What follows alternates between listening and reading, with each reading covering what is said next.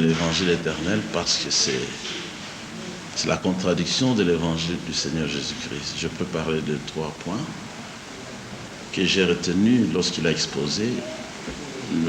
L'apôtre parle de l'accomplissement de la seconde venue de Christ en sa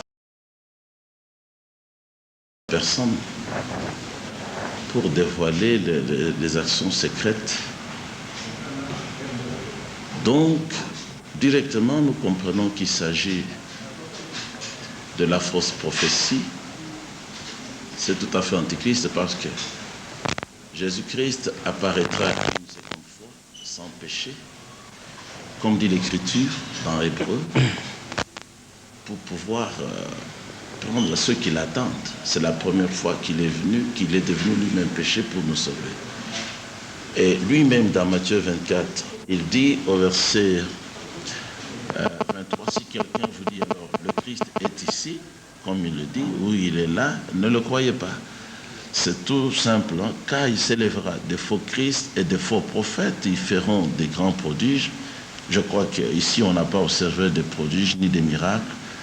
Et puis ils tenteront de séduire, si possible même les élus. Voici, je vous l'ai annoncé, si quelqu'un vous dit le Christ est dans le désert, n'y allez pas, voici il est dans les chambres, ne le croyez pas, car comme l'éclair part de l'Orient, il se monte jusqu'en Occident, ainsi sera l'avènement du Fils de l'homme. Donc, le fondement de tout ce qu'il annonce n'est tout simplement pas biblique, il s'agit des esprits, disons, qui contredisent le Seigneur, les apôtres et les prophètes pour pouvoir faire quelque chose. Il faut aussi le dire. La loi qui parle de la dîme et des offrandes n'est pas une loi à rejeter parce que ce n'est pas Moïse qui est venu avec cette doctrine sur la dîme et les offrandes. Ça existait bien avant Moïse, c'est-à-dire bien avant l'Ancien Testament. Abraham, notre père, qui est venu, qui a vécu avant la loi, il a donné la dîme lui-même à Melchisédek. Et Melchisédek, c'est Dieu sur la terre, le souverain, le sacrificateur de l'Élion. Et Jésus, quand il est venu ici au chapitre 23 de Matthieu, lui-même, il a prêché aussi sur la dîme en disant aux gens, mais vous demandez seulement ça, vous demandez seulement aux gens de payer la dîme et autre chose, mais vous négligez ce qui est aussi nécessaire dans l'évangile, la justice, ainsi de suite. Il fallait, en plus de la dîme et des offrandes, enseigner aussi la justice. C'est Jésus qui l'a enseigné ici, donc, dans Matthieu chapitre 23. À vous entendre parler, il est bon de donner la dîme et de donner les offrandes dans l'Église. Ah, bien sûr, parce que celui qui ne fait pas ça, il prouve par là qu'il n'est pas un enfant de Dieu. Un enfant de Dieu doit faire l'expérience avec son cœur qui consiste à donner à Dieu ce qui lui revient. La dîme n'appartient pas aux croyants. La dîme, c'est la partie que le Seigneur s'est réservée et qui le réclame.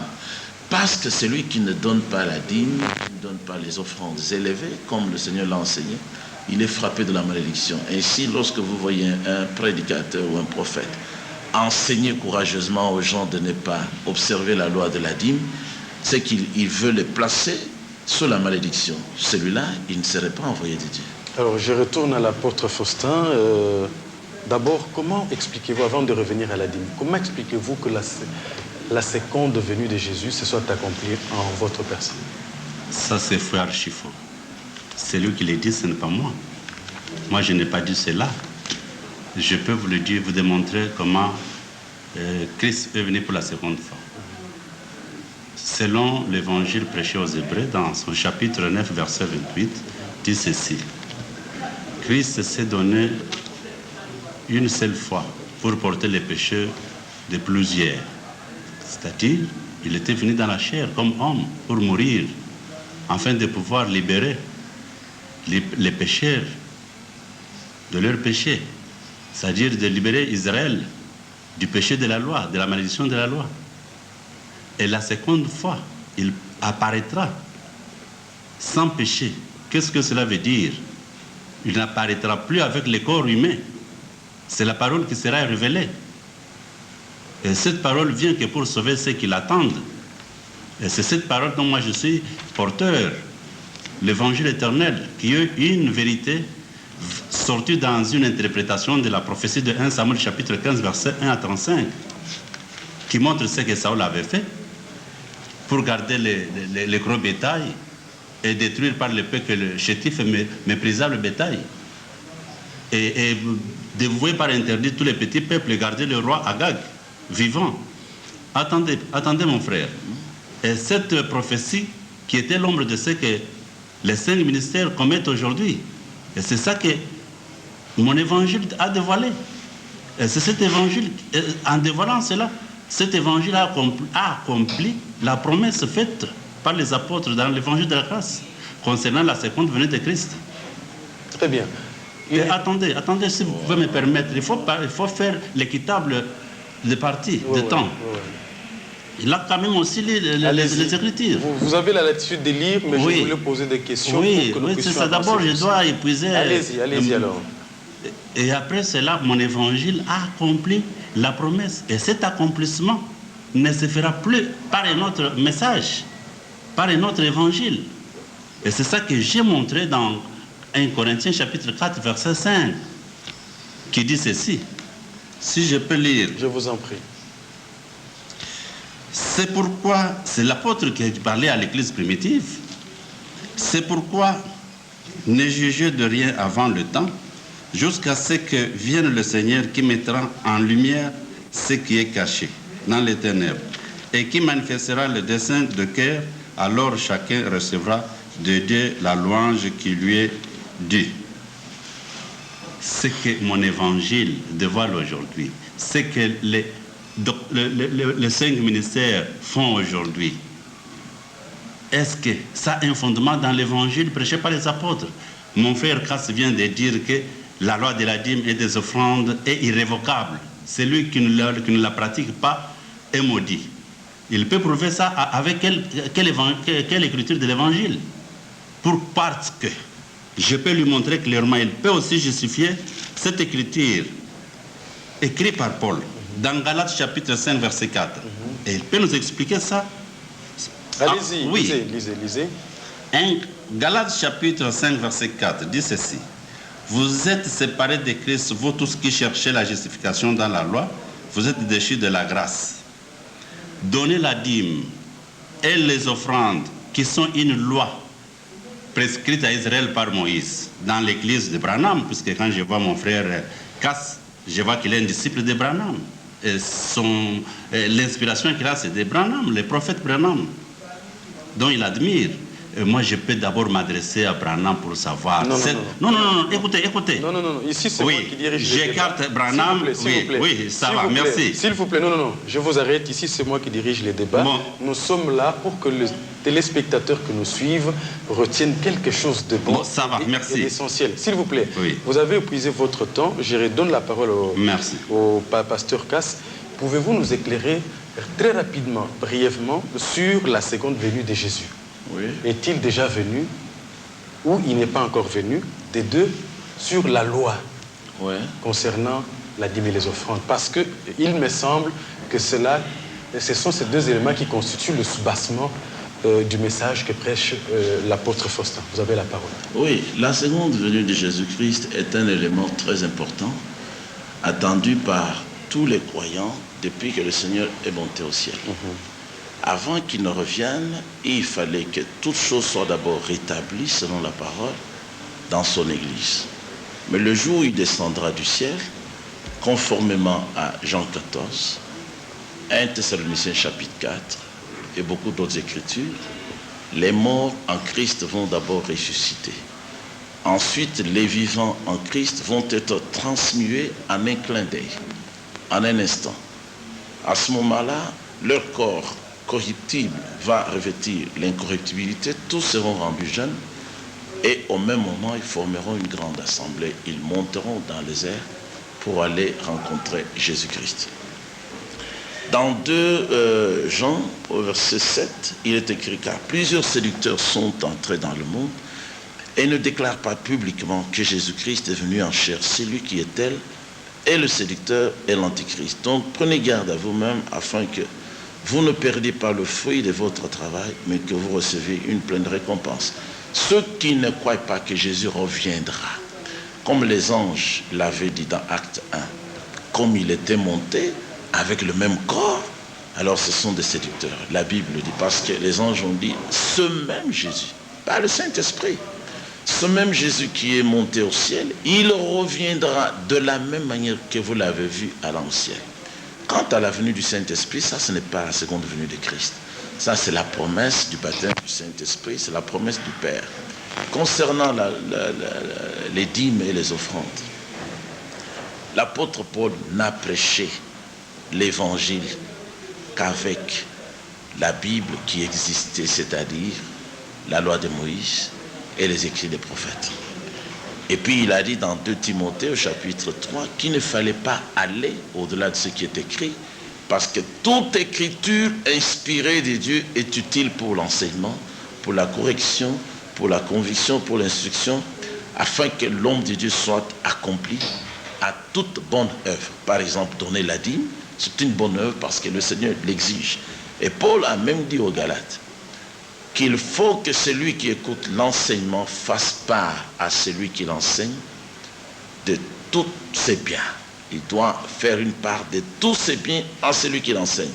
Et c'est ça que la loi avait déjà stipulé. Jésus-Christ lui-même a dit, ne croyez vraiment pas que je sois venu moi pour abolir la loi ou les prophètes. Mais maintenant, quand on parle de ceux qui sont maudits parce qu'ils cherchent leur justification, vous avez déjà 3 minutes, à travers mais il est question là des gens qui méprisent ce que Jésus a accompli à la croix, mais qui cherchent la justification dans la circoncision, qui continuent encore à offrir des sacrifices, alors qu'il est écrit très clairement que Jésus-Christ lui-même est le sacrifice suprême. Une fois offert, il a rendu les adorateurs parfaits, une fois pour toutes. Une fois pour toutes, je vous coupe la parole, je reviens à l'apôtre Madiondo. Vous avez aussi 3 minutes. Est-ce que vous pouvez relire Galates 5, 4, puis prenez vos autres yeux? Oui. Allez-y. Galates 5, verset 4, dit ceci. Vous êtes séparés de Christ, vous tous qui cherchez la justification dans la loi, c'est-à-dire en offrant à Dieu la dîme et les offrandes. Ah non, c'est pas ce qu'il dit. Vous êtes déchus de la grâce. C'est ça. L'explication, ça veut dire quoi? L'explication, c'est-à-dire, l'explication commence, l'écriture commence au verset 1. Que Paul dit aux Galates, et surtout aux Juifs qu'il s'adresse, puisque tout ce que dit la loi, le dit aux Juifs qui étaient sous la loi. Ce n'est pas aux païens qui n'avaient pas reçu la loi de la part de Moïse. Et Paul exhortait ses frères juifs en leur montrant que, comme ils étaient très fervents pour la circoncision, il leur dit, celui qui se fait circoncire, qui veut se faire circoncire, il est tenu d'observer toute la loi entière. Et aujourd'hui, la circoncision, c'est la même chose. C'est une œuvre de la loi telle que payer la dîme et les offrandes. Et celui qui veut payer la dîme et abandonner d'autres pratiques de la loi, est-ce qu'il peut vivre de la loi? Moïse dit dans Romains 10, verset 5, celui qui mettra ces choses en pratique vivra par elles. Et c'est ça la loi de la dîme. C'est pourquoi Christ était venu, pour racheter Israël de la loi. Et sinon, Israël ne pouvait pas être sauvé. Ça, c'est la réponse que je viens de lire dans Galates 5, verset 4. Mon problème n'est pas de dire que Jésus viendra comme il est monté, bien comme il est descendu. Et c'est lequel? Mon frère Cass est venu contredire mon message que je dis que j'ai présenté au peuple chrétien que Christ est déjà de retour selon ce que les apôtres ont promis, que Christ viendra pour la seconde fois pour dévoiler ce que font les hommes impies. Et mon évangile a dévoilé ce que font les 5 ministères. Les 5 ministères ont été établis par l'évangile de la grâce. Et pour qu'ils puissent édifier l'Église sur les fondements, selon 1 Corinthiens 3, versets 10 à 15. Qu'est-ce que ce passage dit? Paul dit que j'étais... Je voudrais vous aider à avancer. Oui. Vous êtes dans votre temps. Quand l'Éternel donne un message à quelqu'un, c'est pour continuer ou contribuer à l'avancement de son œuvre, oui, ou c'est pour contrecarrer ce qui s'est fait? Et c'est ça que je vais vous montrer dans 1 Corinthiens 3. Verset 10, l'apôtre présente qu'il était comme un sage architecte. Il a mis un fondement où les autres viendront pour bâtir là-dessus. Après les apôtres, il y a les 5 ministères, comme mon frère Cass ici, il dirige l'Église aujourd'hui. Un message spécial, à part celui que les apôtres ont mis comme fondement. Non, c'est la doctrine de Christ que les apôtres ont laissé. Donc, M. Cass doit fonder l'Église sur ce message. Il est le bâtisseur. Le Saint-Ministère a un ministère de l'édification. Les apôtres avaient un ministère de la réconciliation. Dieu devait se réconcilier avec les païens. Et M. Cass est venu là pour édifier l'Église sur ce que les apôtres ont prêché. Mais l'apôtre continue là-dessus, dit que mais les jours révélera ces choses et l'œuvre de chacun sera éprouvée. Mon ministère, c'est le 3e ministère pour éprouver ce que M. Cass a fait. Est-ce qu'il a bâti l'Église sur le fondement que Paul avait laissé ou bien il a fait un autre fondement? Et aujourd'hui, mon évangile trouve que l'évangile que Cass prêche, il y a la dîme et les offrandes. Et nulle part dans l'évangile de Paul, dans le fondement de l'Église, dans la doctrine de Christ, il y a un passage qui recommande l'Église à donner aussi l'offrande et la dîme à Dieu, qui était une préfiguration de Christ. L'évangile aux Hébreux dans chapitre 10, verset... Quelques secondes. Oui. Hébreux chapitre 10, verset 1 à 10. Montre tout ça clairement que Dieu n'a pas accepté les offrandes, les sacrifices, tout et tout ça, les sacrifices pour les péchés. Mais c'est le sacrifice de Christ que Dieu a approuvé, que Dieu a accepté une fois pour toutes. Alors, merci. Et pour toujours. Nous allons rapidement, il nous reste très peu de temps. Vous ne vous rendez pas compte, quand quelqu'un parle, l'autre parle, les temps s'égalent. Je donne libre cours à chacun. Vous avez la parole, réagissez par rapport à ce qu'il a dit. Bon, vous voyez qu'il s'est référé à Galates, chapitre 5, verset 4. Mais ici, Paul parle bel et bien de ceux qui, tout en étant des chrétiens, ils enseignaient que si vous n'êtes pas circoncis, vous ne pouvez être sauvés. Il y a eu un grand débat, d'abord à Antioche, selon Acte 15. Ensuite, le débat s'est prolongé à Jérusalem. Les apôtres avaient écrit à ce sujet-là. Donc, on ne peut plus être justifié par les œuvres de la loi, comme la circoncision. Mais quand on donne la dîme, c'est le Seigneur qui réclame. Il n'est pas question là que le croyant soit justifié, parce que Jésus-Christ lui-même, il était assis dans le temple. Il a observé tous ceux qui apportaient leurs offrandes et leurs dîmes. Et il a même fait l'éloge pour une femme qui avait apporté une petite pièce, tout ce qu'elle avait pour vivre. Dans Matthieu chapitre 23, le Seigneur lui-même parle de la dîme et des offrandes. Il dit que c'est ça qu'il fallait faire. Je vous lis ça ici. Le verset 23. Malheur à vous, scribes et pharisiens hypocrites, parce que vous payez la dîme de la menthe, de l'aneth et du cumin, et que vous laissez ce qui est plus important dans la loi. Vous voyez qu'il n'a pas annulé la loi. La justice, c'est dans la loi. La miséricorde et la fidélité, c'est dans la loi. Jésus dit, c'est là ce qu'il fallait pratiquer sans négliger les autres choses. Donc, conformément au verset 5 de Galates, il faut que vous reveniez dans l'humilité à ce qui est enseigné par l'apôtre Paul, où il dit, dans le Seigneur, que vous soyez circoncis, ou que vous ne soyez pas circoncis, cela n'a pas de valeur. Ce qui compte dans le Seigneur, c'est que vous soyez une nouvelle création en Jésus-Christ. Voilà. Mon frère, c'est que tout ce que mon frère Cass dit, c'est une échappatoire. Le livre de Matthieu, de Luc, oui, le livre de Matthieu, de Luc, et de Jean, et de Matthieu, et tout ce qu'on sort, ce n'est pas l'évangile. Ce n'est pas l'évangile? Ce n'est pas l'évangile, c'est le témoignage. C'est quoi? C'est le témoignage. Ah bon? C'est un message donné par les témoins qui ont fait des recherches pour connaître tous les événements passés. L'évangile, selon vous, c'est quoi? C'est le message prêché par les apôtres avec l'aide du Saint-Esprit venu du ciel. C'est là prouvé par 1 Pierre chapitre 1, verset 10 à 12. Et tout ce qui est Matthieu, Marc, Luc et Jean, c'est le témoignage. C'est à déconsidérer. Non, c'est le témoignage. Ce n'est pas l'évangile qui a fondé l'Église. Écoutez, mon frère, excusez-moi. Je vous dis cela pourquoi. Puisqu'il veut, il appelle les enfants de Dieu et puis il a soumis l'Église à la loi compte tenu de ce qu'il vient de lire maintenant. D'abord, Jésus-Christ, de son vivant. Vous parlez, vous terminez par là, le temps. Excusez, il Allez-y. faut nous donner le temps équitable, mon frère Roger. Allez-y. Non, le temps. Jésus-Christ, de son vivant, il était dans l'Ancienne Alliance, il était sous la loi. Et il parlait aux gens qui étaient sous la loi et qui attendaient leur liberté. L'écriture qui concerne Matthieu 23, verset 23, Jésus ne s'adressait pas à l'Église. Lorsque Jésus était dans le temple, devant la femme qui avait donné des maputa, et c'était dans l'Ancienne Alliance, c'était le temple, ce n'était pas l'Église.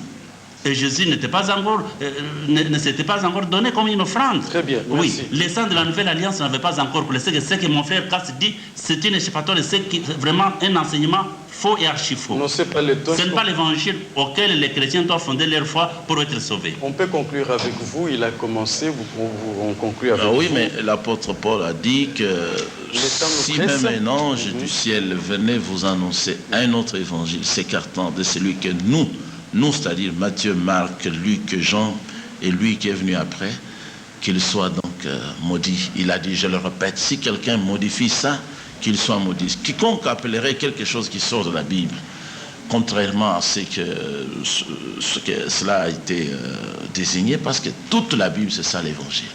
Toute la Bible, c'est ça le message. Et la vie se trouve dans l'évangile. C'est-à-dire, la Bible entièrement, c'est ça l'évangile de notre Seigneur Jésus-Christ. Quiconque a contredit l'enseignement de la Bible, c'est un anathème, c'est quelqu'un qu'on doit maudire au nom du Seigneur Jésus-Christ. Madame, Messieurs, vous venez de suivre, c'était un bref entretien avec l'apôtre Faustin Madiondo et le pasteur Pierre Cass sur les fondements de l'évangile éternel que prêche l'apôtre Faustin. Vous avez suivi, que chacun en tire sa part de vérité et soit donc averti. Que Dieu vous soutienne. Merci et bonsoir chez vous.